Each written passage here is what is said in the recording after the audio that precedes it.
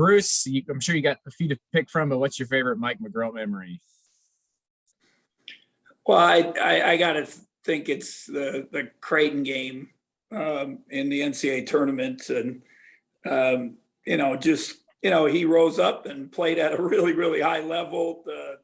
The corner three and then the three right before half, it was a bomb. And, the thing I felt so good about, because I felt bad that whole year because, he came in hurt. He had the bad bone bruise that really lasted almost a year from his high school, through December. And then finally he got to practice with us. And, he kept saying, I will come out of redshirt, coach, if something happens and we need it. And, that's when Cam goes down and gets Texas Tech at Texas Tech. And, I went to him and his father and I just said, hey, you don't have to do this. It's late. I'll be honest, at that time, Cartier was still a little inconsistent. And, I didn't know, but obviously Cartier stepped up. And then I always felt bad because Mike's minutes were, pretty limited. But, then, we have the Dean goes down and things change again. And then he has the huge game against Creighton. I mean, he said, the Oklahoma game, obviously last year on what would have been his real senior day. This is his super senior day, I guess. But that was special too. And just a good young man. He's been a good representative for K-State. He's endured a lot. He's been part of some really special things, a Elite Eight run, a Big 12 championship, and then, had to help us fight through last year with the young guys and the COVID and it wasn't easy for him, but he's persevered. And, I know he wants to play. I'm sure he'll get a chance to play, for a while. And then, I know whatever he does after that, he'll be successful in life. As I said, a good young man with a big heart. And switching gears, if Marquise is out again this game, did you learn anything at Texas Tech about playing without him that you can use against OU? I mean, it's kind of ironic because it's the Oklahoma game seems like an eternity ago. That was the big guys were, if you go back and watch the film, our big guys missed dunks, fell down, missed layups, had layups blocked where they never should have happened. And then they get home and, one after the other says, I don't feel well. I got body aches. And that was the start of the COVID. And, and then we didn't have Marquise at that time. And now we come back, 2 months later and you don't have Marquise again. So it's kind of ironic. But it makes it a little tougher on Nigel because now, it's good that he can obviously do things with the ball. He can be point guard, but for scoring, it's hard for him to deliver to himself. So, we just got to find out some ways to get him some shots because he's our best shooter. I mean, it's plain and simple, factual. It's statistic wise and everything. So we got to find ways to get him some shots, with him off the ball. And I thought Selton was better the other night. And I hope a little boost of confidence for him. Obviously Mike played really well, and I thought it was Ish's best effort. That's a physical team and they got so many good athletes and they play so hard. And, I thought Ish really stood up to them and he actually got some rebounds in traffic. He was the leader on the play hard chart for the first time all year. He did a nice job with that. In that game, the only bad stretch was right before half and they had a +10 in that last TV timeout. And that was obviously the difference in the game. If you really look at it, because if we, maybe we'd stop that rally, maybe our comeback in the second half isn't quite as, uphill, but we had a chance against a really good team in a really tough place where they were undefeated. And, it was a good showing. Just sad for our guys that we couldn't find a way to win. And last one for me, can you clarify where you guys are at? The possibility of playing on Monday against the new opponent? We've talked about it, and we're still in the process of trying to work something out. Hopefully by later today we'll know if there's that opportunity is out there still. It's difficult because I think I mentioned, one, you got to find a team that also has a free game, or not a free game, an open game because of COVID. There's lots of teams around the country that are there, but they put in a new rule a year ago, and I didn't even know it, that you cannot play a regular season game after your tournament. So, most of the mids and lows all start their tournament this week, or, you got teams starting their tournament early next week on Tuesday and Wednesday. So, it's just going to have to align, and our coaches have worked really hard. They've been on the phone with a lot of people, and we'll see if it works out. Is it a deal where if you win, you might play it, and if you lose, you wouldn't? I think it's more that, can we get a game? I think that's the most important thing. All right. Thanks, Bruce. Good luck on Saturday. Yeah.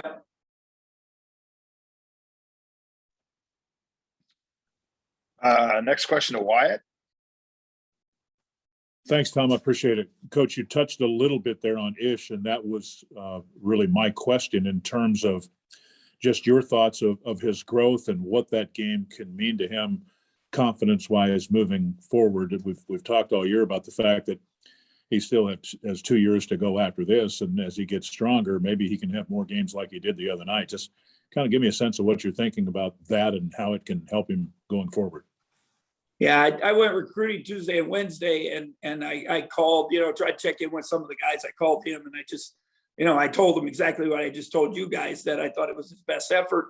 He was physical. He was, didn't give in, whether it was in the postee or on switches out on the court.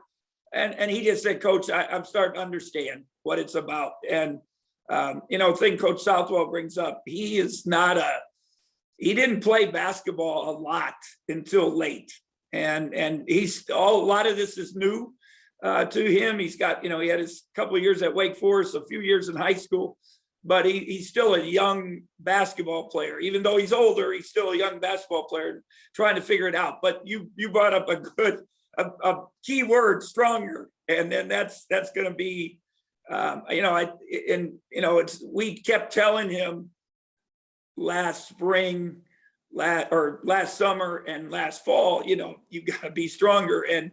And he just didn't understand it. And our game, and he said it, the Big 12 is way different than the ACC. And, it's just every conference is different. The physicality, of the game is so different. And then he's also, I think the thing you brought up too is I think in his mind, he's a shooter, but you can impact the game in other ways. And he did the other night. One of the things he's got to do is score around the hoop also, because he is pretty long. He's not big and bulky, but he is long, and we need him, finish a couple of those layups around the hoop. And when he's done that, like at Iowa State, he had a couple put back, a couple layups, that's big for us, those baskets, because we haven't obviously gotten much out of our post guys inside.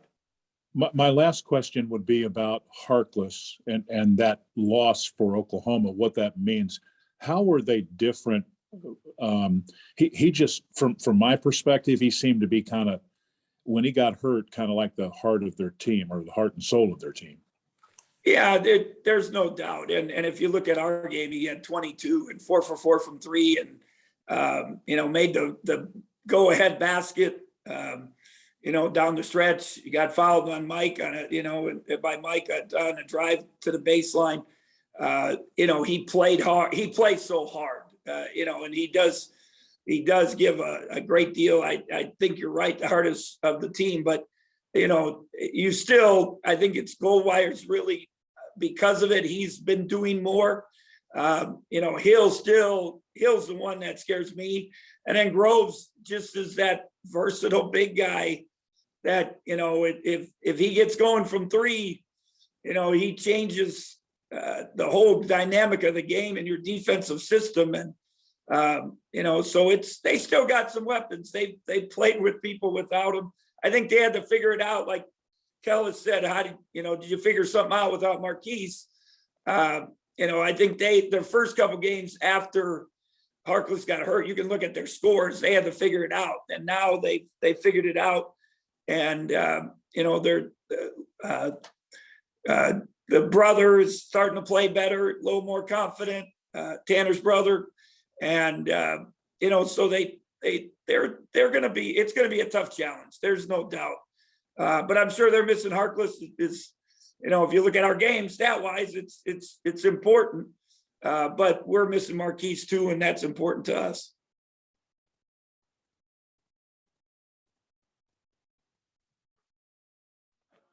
Next question to Michael.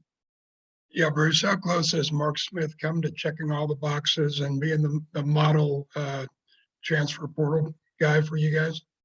I mean, it's amazing. I think at Texas Tech, they've had some pretty good fortune, with their guys. But for Mark, as far as fitting in, wanting to be here, Wyatt interviewed him last night on the radio show. The kid's just happy, and he'd love to keep playing here. Just his experience here has been, so positive, for him, but also for us. And, Wyatt brought up the stat. If he finishes here strong, he could be the smallest player ever in history to lead the Big 12 in rebounding. He's leading in double doubles, and not only I think it's 8 double doubles. Wyatt, I think, knows maybe exactly, but he's also had, I believe it's 5 games with 9 rebounds, and of those 5, 3 of those he had double figures. So if he would have got one more rebound in each of those games, he'd even be, he'd be up 10-11. So it's impressive what he's done, and he's continued to improve. He wants to get better. And I can't tell you how many times he comes up and either tells me he's sorry because he didn't help the team enough, or how can I do this better, or what can I do better? And my message to him yesterday, just please play hard, enjoy it and play hard, and let everything else go. I think he's finally, it's kind of hit him a little bit. He doesn't want it to end. And, but he's made the most of the year. There's no doubt about that. And expounding upon that, what kind of feedback have you gotten as a staff from Mark as far as what his experience at K-State has been? Oh, I think you can ask him, but I get not only him, but his parents. I get his parents send me text messages at least once a week, and sometimes 2 or 3 times a week, and just thank me. They keep saying they wish they would have had listened in the first place and come in the first place. But and Mark has just been, so happy. I mean, like I said, he told Wyatt last night, those are, I think if you ask him, it's just been a really, really positive experience for him. I think Ish loves it. I think Marquise loves it. It's been good. We were very fortunate. And it was definitely, I told you guys from the beginning, it was definitely one of my worries. Would they fit in? Would they want to be here? They're older, would they blend in? But they blended in. I took them the main event last Sunday when we got to Lubbock and let them play games. I guess that was the best preparation, just get them to relax and enjoy it and have a team bonding thing. And Mark was running around with, Selton and playing laser tag and, all those little games there, and just like a little kid. And I'm walking around. I just, for me, it just brought a smile to my face, to see him and see the other, see them all get along. And Mark brought that up last night, and Mike brought it up, how close knit, when everyone says, how can you guys be so resilient? I think it's because of they enjoy each other. They care about each other. They bought into what we've done. You know, we haven't won the 2 or 3 extra games that maybe would have been a difference at this point, but they keep coming back because they're there for each other and believe in the system. And with your bigs, especially Davion, are you kind of to the point where it's just give me 12 or 15 minutes going hard and whatever else we get is gravy? Well, I give Davion credit. I was disappointed. I told him after Iowa State, I didn't, I thought he could have given us a little more. And I told him, I just need you to play hard. And in the 6 minutes he played the other day, he had 6 on the play hard chart. So that's pretty productive. So, if he just does that, it's going to be helpful for us. There's no doubt about that. And that was my message to him. He came in yesterday, said, just appreciate it, coach. Appreciate you keep, believing in me. He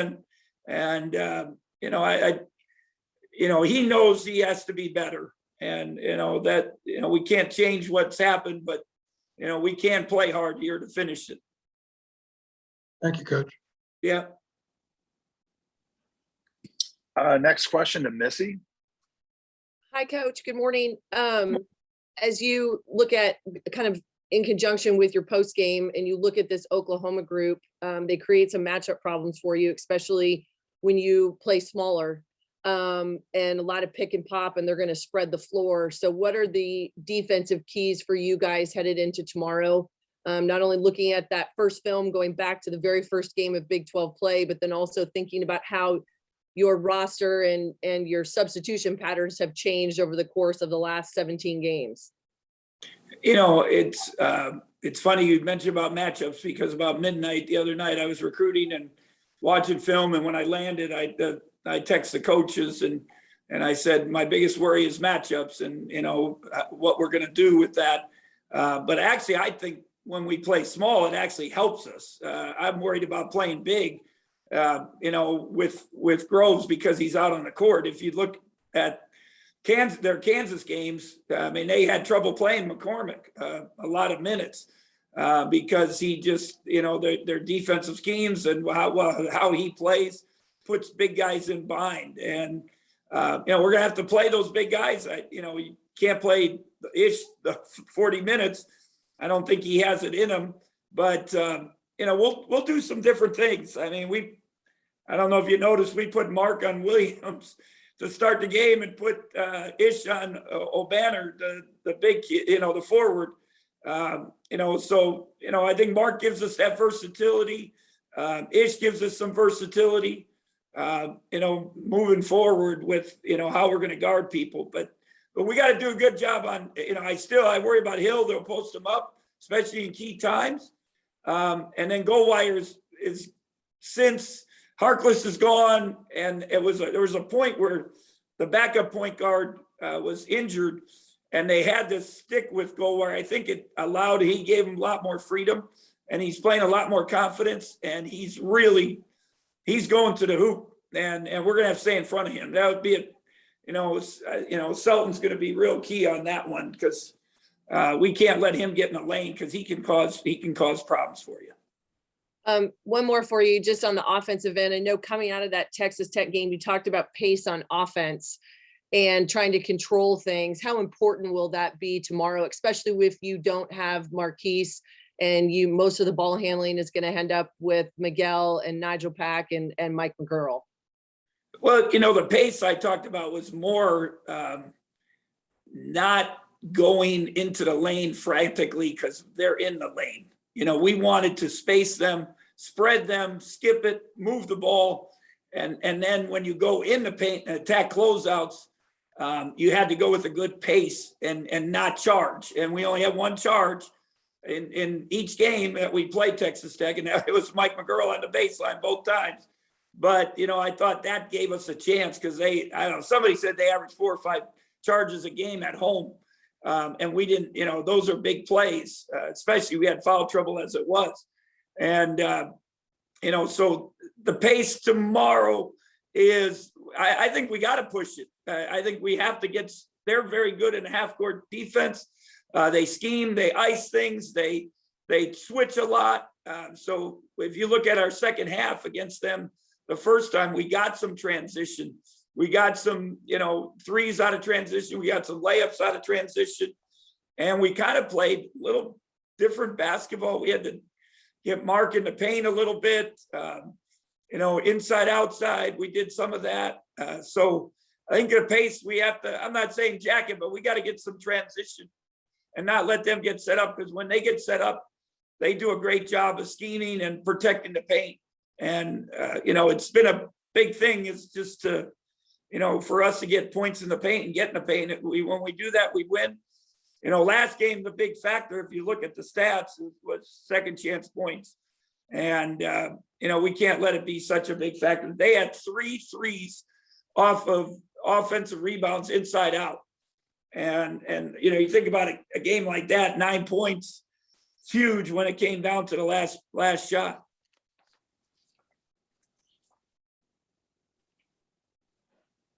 Next question to Kellis. One other thing I want to ask you, Bruce. I know the goal here is to, win out, make the NCAA tournament, go out in a blaze of glory. If you fall just short and you're invited to the NIT or something like that, would you guys view that as a nice consolation prize? Oh, there's no doubt. I want these guys to have a chance playing postseason. And I've said all along, I think we're good enough to be an NCAA team. You look at all the teams and that there's so many teams battling. I was hoping if we would have, a couple of weeks ago, it looked like, you win 2-3 more games, you got a chance. Obviously we lost the overtime and the heartbreaker and another heartbreaker. And, but I was hoping that our schedule rating, which is still, I think it's top, somebody said it might end up number 1. I don't know where it'll end up, but, it's going to end up pretty in the top 5, I think, in the net difficulty. The number of quad 1 opponents, I think, is going to be we could have the most. And then, we still have, I think, 4 or 5 quad 1 wins. So we got a lot of things that are on our side. But I would like these guys, to have a chance to play in something. It's, obviously our goal is still the NCAA, but, we talked now, let's have a great week starting tomorrow. Let's have a special March week and see if we can change the tides and the outcomes. And, but if it comes to NIT, again, it's not what our goal was, but at the same time, it would give these guys a nice experience and reward them for something for what how they persevered and all they've gone through. All right. Thanks, Bruce. Yep. Back to Michael. Yeah, Bruce, have you been enabled an opportunity to review the officiating with the Big 12 office during the course of the week? I mean, I did contact them, which I usually don't, but nothing's going to change. It's just, it is what it is. It's funny. I told this on the radio show last night. I got to the hotel late the other night after recruiting, and I saw the Bucks and the Heat play, and there was a really almost similar play where they threw a inbound to Butler, and somebody came from behind and he fell down, and they didn't call foul, and it was a tie up. The Bucks got the ball, went down the court, scored to win the game. And it's funny, this game they call foul in our game, but they don't in that one. But my whole point of the story was listening to the coach of the Heat. He came on, he said, I could rant and rave about the officials. It's not going to change. And you just got to move forward and worry about why we lost the lead, or, how can we be better? And that's all we can worry about. That's the only thing that's going to change. So we got to help ourselves and not put ourselves in those tough situations. Thank you. I appreciate it. Yep. Question to Grant. Hey, Coach. I don't know how much it's on your mind, but you're 3 wins away from 500 career wins. Is that something you ever think about? I know Mike said you haven't brought it up to the team at all, So I'm just wondering if that's something that's in the back of your mind. Oh, I'll be honest, I didn't even know where I was. You know, I know Wyatt mentioned it early in the year, but you know, to me, the most important thing is just our guys and, you know, how they've bought in, how they believed and how they've worked, and, you know, they keep coming back, and, you know, that's the most important thing. I just want to get some more wins so they get a chance to, what we just talked about with Kellis, just that we have a chance to play in a postseason, you know, of some sorts. For them, they deserve it, and I hope it works out that way. That's definitely my prayer for today, that for those guys, that for Mark, for Mike, for Nigel, Marquise, everybody, all the guys, how they've come together and made it. It's been fun to coach, and obviously we've had heartbreak after heartbreak, and but you know, if they could find a way to come back and have a great finish and get in a postseason, that would be the most important thing for me. And then is Marquise's injury bad enough that he just can't play in the Oklahoma game at all? Or are you trying to save him for the Big 12 tournament? It's up to, you know, you never play somebody or force somebody to play. And I told him that, you know, he's got to feel good about himself, and he's got to get to the point where he can practice to, you know, he did a little more yesterday and ran and, you know, got some shots up, you know, see what he can do today. And then we'll make a decision where he's at. But, you know, it was, you know, I thought after the game, I was hoping it wasn't, you know, it was probably a little worse than we had anticipated. So that sadly, and those things are really tricky.